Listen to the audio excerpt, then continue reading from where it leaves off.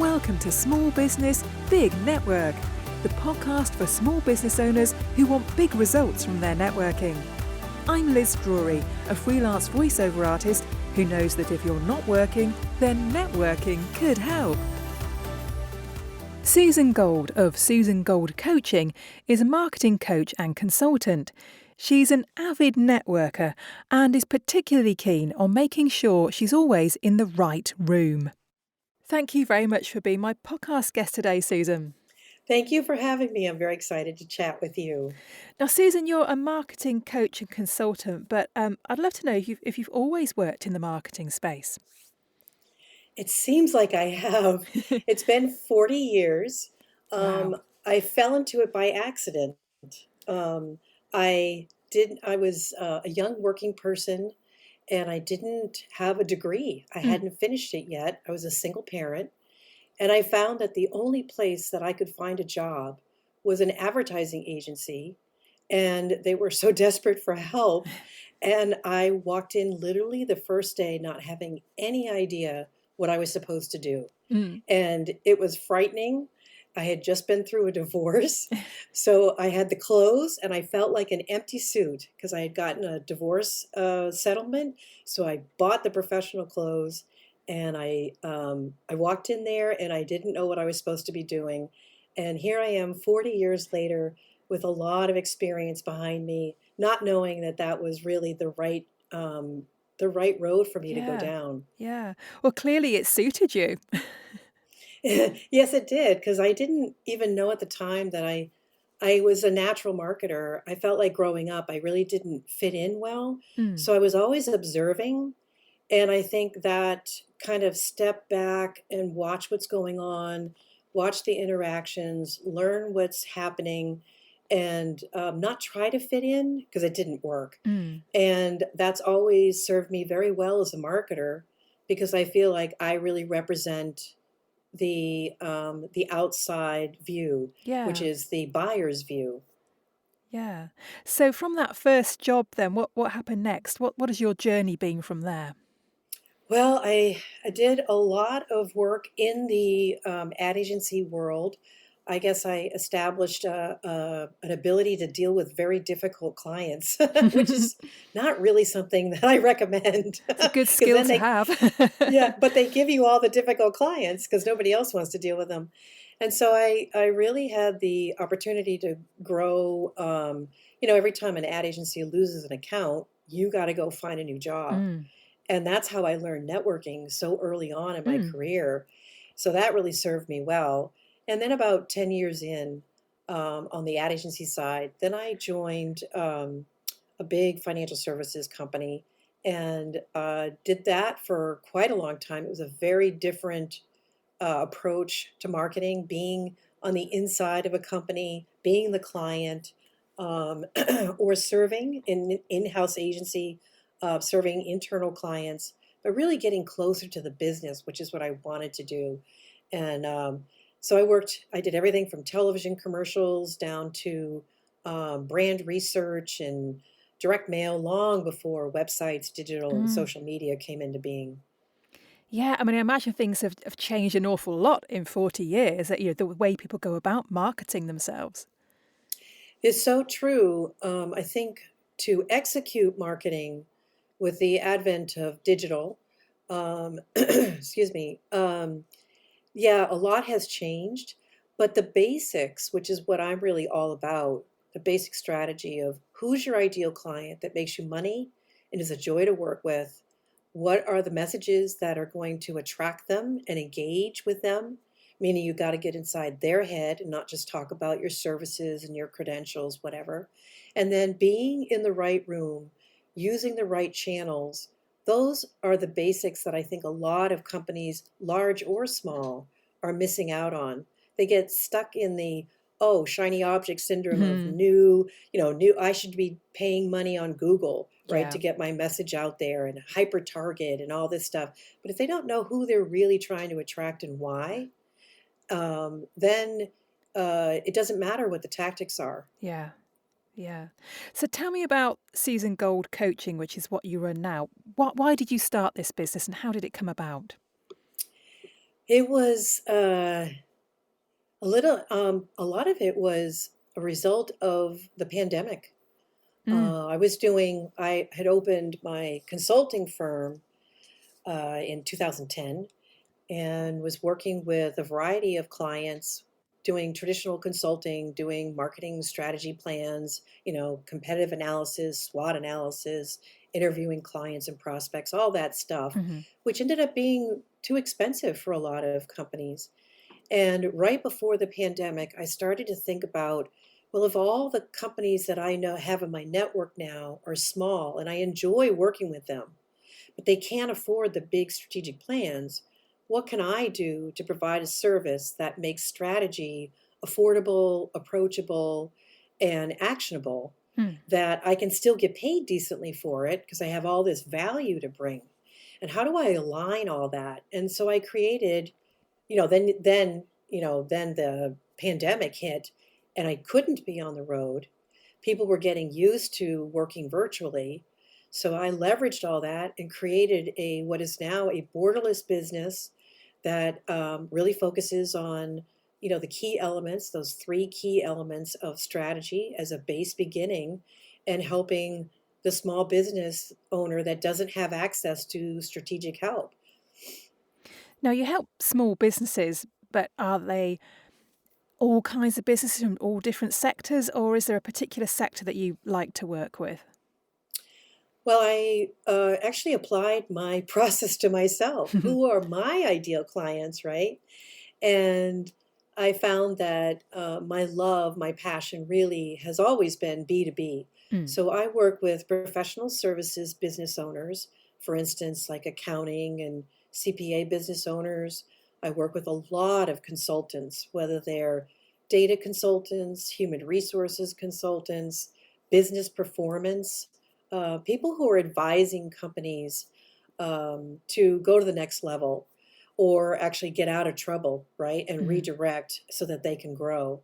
And so I work with professional services business owners across all those different types of advising, consulting, coaching, and even marketing services companies. I have agencies as clients because they're good at what they do, the technical aspect. Data and technology is a big part of social media and paid advertising on the digital side, but I don't find a lot of strategy. So, and it's really hard no matter what industry you're in, how to apply strategy to grow your own company because you're too close to it, right? Yeah. So even marketers have trouble creating their own strategy of who their ideal clients are, that are profitable, that respect what they do, are a joy to work with, and have the need and um, and have an efficient way of getting to them. Yeah. Now, I noticed on your website that one of your programs is called Unleash Your Ideal Client, which I love. I love that. I love the idea of unleashing your ideal client. How does it work in practice? Yes, I love Unleash too. I'm glad that came to me early on. um, that it really is set up as 6 1-hour sessions. They're private with me and the business owner. And we focus on the three key elements of how to unleash your ideal clients. And the first step is to identify who is your ideal client. Mm. And different business owners may define their ideal client differently, but what I find that is common is they are profitable, they respect what the business does, they do their part as being a client, so they're engaged. They grow with the business, as opposed to a lot of clients who what I call underperforming. Those are the kinds of clients that a business owner took on because that's all they had in front Yeah. of them. And they started their business that way, but they can't increase their rates. And those clients aren't growing with them as the Mm. business owner wants to add more advisory type services or more sophisticated level of services. So, understanding who the ideal client is, we go through a data driven process of, who have you worked with and how would you rank them from a revenue, from a margin, and from a fit factor standpoint Mm. to those factors that I talked about. Were they great to work with? Do they respect you? Are they a joy to work with? And then aspirationally, who have you wanted to attract that you've never been able to? And then from that, we identify the 3 ideal client types, not forever, but the ones that they want to replicate in the next 6 to 12 months. And so we know the who, then the next step is the what to say to engage. And we build a message platform on what are those pain points of those ideal client types. Mm. And then what's the impact and the value that we bring, which is separate than talking about what most business owners do. Here's my process. Here are my credentials. Here's my list of services. It's up to you to figure out how that fits in your world. Mm. I encourage business owners to really get inside the head of their ideal clients and speak to where they're at. What are their pain points? What can you do about those pain points? And what's the end value of helping them?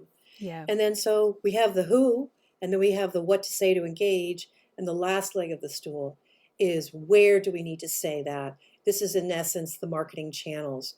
What do we use? Just because we have a website and a Facebook page, we post occasionally, that's not going to drive a lot of clients, right? Yeah. We're basically kind of talking to ourselves. So how do we get in front of those decision makers for our ideal client types that love and respect the work that we do, that we can be seen and be heard by them and not waste our time and money and effort on kind of the new shiny object that is in front of us, because it's a cool tactic. And sometimes social media isn't the right mechanism. It's a tool, but it's not the end all be all, Yeah. depending on who the ideal client is. Yeah. I think, it's very true that, small business owners, and, I include myself in this, will talk about what it is we do without thinking about what it is the client really wants. And we're kind of going about things in the wrong way because, you put out something about a service you offer. Why should somebody care about that? That's the important bit, isn't it? That's right. It's making that connection. And they're making a decision from a problem that they have, Mm. a struggle that they have. And the company, the business owner, has a solution. So if they're busy talking about, here's my list of services, but it's up to you to figure out how that Hmm. fits with your problem. So if we switch that around and the business owner presents their products as solutions. So for instance, I just got off the phone with one of my clients, and one of the things that he does, he's a chemical consultant. Hmm. One of the things that he does is he helps scale lab process, right? Yeah. So all these people are out there inventing cool stuff, but it doesn't necessarily mean that it's scalable. So Yeah. it's commercial. We can make little batches of it, but how do we make big batches? And then how do we figure out who our market is? Just because we create it doesn't mean we build it, they will come, right? Hmm. That we all know that doesn't really work, right? But we still do it. Yeah. And then the third element is how to go to market. So he's providing how do you scale? How do you find your audience and how to market, go to market strategies? Those are his 3 solutions, as opposed to I write white papers, I help you analyze and audit your process. You know what I mean? So those are steps, but they're not solutions. Yeah. And I think speaking to how they are thinking and what they need based on the problems they have, it can make that connection and it can differentiate a business so much easier. Yes. Yeah. So what kind of results have you seen your clients get from working with you? Well, even within, the 6 1-hour sessions that we do either weekly or every other week, this is not once a month and we drag it out forever. This is a get in there, build the strategy. I see ROI on the program, the investment of my program, 2 to 3 times while they're in the program, Oh, because wow. they go to different networking Yeah. because they're not in the right room. Yeah. They're having a different conversation about solutions that are priced value wise, not an hourly rate. And they're seeing a return already before we finish the program. Yeah. That's Now, brilliant. one example is a CPA accounting firm. She wanted to buy out her partner. She didn't really like working with him. He was the tax side, she was the accounting side. We analyzed her client base, and guess what? She didn't really like doing accounting for restaurants and for retail. Mm. What she really wanted to do was more advisory services for more complex industries. She ended up not buying the company. Yeah. And that saved her hundreds of thousands of Yeah. dollars to buy a company full of accounts and clients that she didn't really want. So that then she opened up her own business. She's not revenue sharing. She's charging more for a higher level service to work in the industries that she really wants to be in. Yeah. So not only did it save her money, she gets to keep more of her money. She's charging more for what she really wants to do, and she's working with her ideal clients. Yeah. That's a fantastic result. Now, on your website, you describe yourself as a networking maniac. So tell me about that. I am. Well, as I said, I started networking before it was a thing. Mm. I'm networking in the 80s, before a lot of people who are learning networking right now have even been born. Um, and so I do a lot of networking because that is my primary lead generating channel. And I think a lot of professional services business owners and a lot of people are networking to grow their business. And I'm a maniac because I'm constantly checking in on, is this the right room for me? Mm. It does take time to build momentum. You're trying to instill in the room that you're networking, whether they are the decision makers or people who could bring a network of decision makers to you. You have to educate them on what you do and what impact you have, what problems you solve, so they can listen for those triggers. It takes time to build that momentum. Mm. But there is a certain point where you realize, you know what, this isn't the right room. They don't have the network that I need. And when you're in B2B, a lot of times we get trapped, and I've been there. We get trapped sitting in a networking group that is primarily B2C. They're selling to individual consumers. Mm-hmm. They don't necessarily have that network of B2B people that we need to meet. So, I've been there, I've done that. I've woken up and realized I'm not in the right room. I'm not getting the results that I need. I need to shift so that, and I have shifted my networking to be in a room full of my B2B professional services business owners. And I do that because I'm borderless. I can go national. Yeah. And so I'm across the US and starting a little bit in the UK, believe it or not, to have conversations in front of the right room, in front of the right decision makers, so that I can bring my solution to people who are challenged with the problems of growth. I think that's really interesting about being in the right room. How long do you think it takes before you know whether you're in the right room or not? Sometimes I know I can tell at this point, because I'm so hypersensitive to being in the wrong Mm. room. I know the red flags of, yep, this is 70% consumer facing or more. It is unlikely to be my right room, and I won't even attend. Mm-hmm. That's where you can get to, is to know by looking, because we get offers, hey, why don't you come visit my networking group? And I will basically say, it's really not the right room for me, and this is why. This is what I'm looking for. In the cases where it looks like there's a possibility of it being the right room, I usually give it, if it's weekly, I usually give it at least a couple of months, at Mm-hmm. least a couple of months. Some people will say, well, you got to give it 6 months to a year. And frankly, if it takes that long, you're probably not in the right room. Yeah. Or you're not creating that trust factor. People, if you're in a room full of transactional businesses, they're not building relationships. And building relationships does take time. Yeah. But people either get it or they don't get what you do. And they may not be the right pathway to making introductions, and really getting clear on, if you know who your ideal clients are and you know the other people that work with them, those are your referral partners. Mm-hmm. And so to be in the room with those ideal client decision makers or those referral partners, like in my case, it could be CPAs, it could be business attorneys, people who are advising the same kind of clients that I'm going after. Those are the trusted advisors that can bring you in the door. And it's a very different pathway to bringing on a new client. than the long, hard road. And sometimes it just is a lot of investment of time and money and effort, and it just doesn't pay off. Mm. And I really believe you got to go by your gut. Yeah. You got to listen to your gut. Yeah. So is finding the right room something that you help your clients with? Absolutely. Because we start with, you don't know if you're in the right room if you're not clear on who your ideal client is. Mm.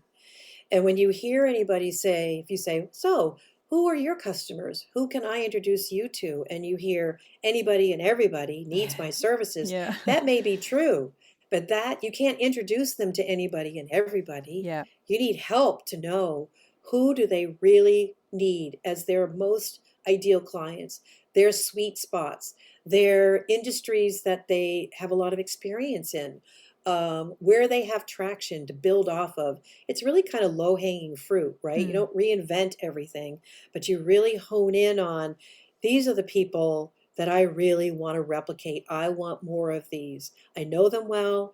They're willing to pay me for my value, and I show results. And that story is the story you want to tell over and over and over again. Yeah. How did you find that things changed in terms of networking during the pandemic? Well, I found that there are some organizations, networking organizations, that came to a screeching halt. Mm. They had no idea how to go virtual. And so those were a lot of the chambers, Yeah. a lot of the, very in person, a lot of social events. But I found the more professional, uh, comfortable with technology, and, culturally able to shift from a cultural standpoint, that they were able to make that move to going virtual and allowing, enabling and providing great networking, even for people who were new to technology, Mm. but they brought people along with them. And so, what I saw for a lot of these organizations is many of them were geographically focused initially. Once they went virtually, their membership base exploded because Yeah. people could be borderless. Yeah. And, a chamber is often very geographically focused, Yes. but an industry association, or for instance, the Association of Professional Consultants, for example, one of the industry groups that I'm in, they all of a sudden were getting out of country, not just out of state, Yeah. members coming in and seeing value. So now what we're seeing is a lot of these networking areas are finding that let's keep the borderless open, and we can offer social events geographically in person, and that's the right blend. Yeah. Yeah. So do you think that the face of networking has been changed forever because of the pandemic? I do. I do. I think not just networking, but doing business Yeah. together.